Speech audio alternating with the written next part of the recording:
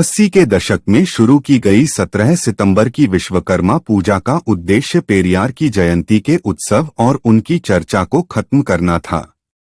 इस समय तक हिंदी पट्टी में उनकी पुस्तक का ललई सिंह द्वारा किया गया हिंदी अनुवाद सच्ची रामायण व्यापक चर्चा का विषय बन रहा था। लोकगीतों और चौपाल की चर्चाओं के अलावा चौके से चौकी तक इनकी चर्चा आम हो रही थी। नसूढ़ी यादव, बेचन राजभर, इलाहाबाद के बलराम मौर्य जैसे बिरहा गायक भी ललई सिंह का रेफरेंस लेकर खूब गायकी कर रहे थे। उनकी गायकी को खूब पसंद भी किया जा रहा था। दसों हजार की संख्या में लोग इन्हें सुनने के लिए इकट्ठा हो रहे थे। इसी का मुकम्मल काउंटर करने के लिए सोलर कैलेंडर पर आधारित एक त्योहार पैदा करना पड़ा।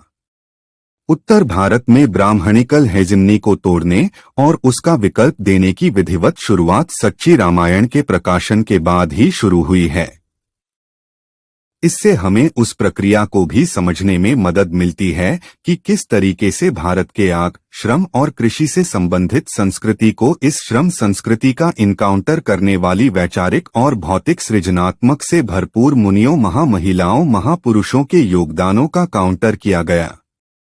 मक्खली गोशाल से लेकर तथागत बुद्ध और सिद्धों, नाथों, सूफियों, जो गोरखनाथ से कबीर और कबीर से संत तुकाराम, जिजाऊ माता और शिवाजी जैसे लोगों के योगदानों और सामाजिक निर्माण की उनकी भूमिका, उनकी रणनीति को या तो खत्म कर दिया गया या लोक से जुड़ी उनकी स्मृतियों को कलमजीवी तबके के द्वारा इस तरीके से पेश किया गया कि तीनों तरह की सत्ताओं, धार्मिक, व्यापार और राजनीतिक के पैदाइशी ठेकेदारों के हितों के अनुकूल हो जाए।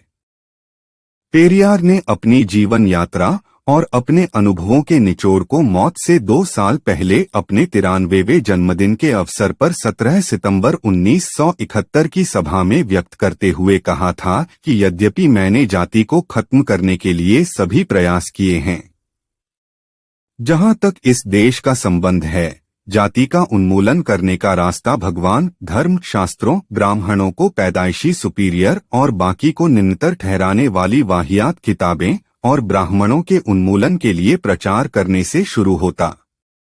जाति केवल तभी गायब हो जाएगी जब ये 4 यानी भगवान, धर्म, शास्त्रों और ब्राह्मण गायब हो जाएंगे। यदि इनमें से एक भी बची रह गई तो जाति को पूरी तरह से समाप्त नहीं किया जा सकता है, क्योंकि इन 4 तत्वों से ही जाति का निर्माण किया गया है। केवल मनुष्य गुलाम बन गया है और इस तरह एक मूर्ख जाति ने अपने को संपूर्ण समाज के ऊपर थोप दिया है। पेरियार ने अपनी लेखनी और कार्यों द्वारा यह सिद्ध किया है कि शोषण का सबसे महत्वपूर्ण हथियार जाति है। चाहे वह स्त्रियों का शोषण हो, किसानों का शोषण हो, दलितों का शोषण हो या फिर भारत में किसी भी समूह या समुदाय के द्वारा किसी भी समुदाय का शोषण हो।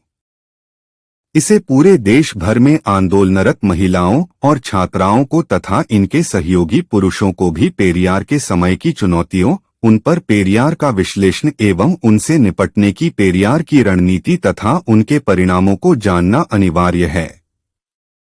अन्यथा संघर्ष तो करते ही रहेंगे मनचाहे समाज के निर्माण के लिए, किंतु रास्ता और लक्ष्य दोनों ही दिवा स्वप्न ही रह जाने की उम्मीद ही सबसे ज्यादा है। आज पेरियार की जयंती है। ब्रिटिशकालीन भारत और स्वातंत्र्योत्तर भारत के सर्वाधिक प्रभावशाली राष्ट्रीय नेता, स्वतंत्र और मानववादी चिंतक, अपने कार्यों से सामाजिक संरचना को मूलभूत रूप से बदल देने वाले एक कुशल संगठन निर्माता, आंदोलनकारी, अपने स्पष्ट विचारों और कार्यों के कारण जनता के बीच अपनी विशिष्ट उपस्थिति दर्ज करवाने वाले पेरियार की स्मृतियों को अशेष नमन।